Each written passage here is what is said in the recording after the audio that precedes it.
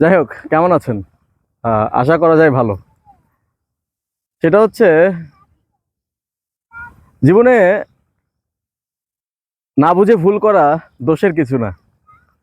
সত্যিই দোষের কিছু না, না বুঝে যদি ভুল করে থাকেন। তবে জেনে শুনে যদি ভুল করেন, সেই ব্যাপারটা একটু দৃষ্টিকটু হয়। একটু না, বেশ ভালোই দৃষ্টিকটু হয়, কারণ আপনি জেনে শুনে ভুল করেছেন।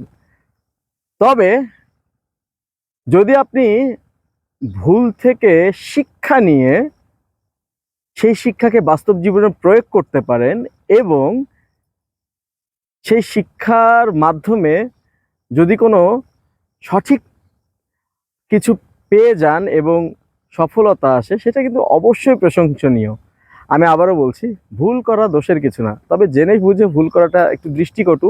আবার ভুল থেকে শিক্ষা নিয়ে সেটা বাস্তব জীবনে প্রয়োগ করে যদি সফল হওয়া যায়, সেটা কিন্তু অবশ্যই প্রশংসনীয়। ধন্যবাদ। সবার সময় ভালো কাটুক, এটাই ছিল বলার। দেখা হবে আবারও।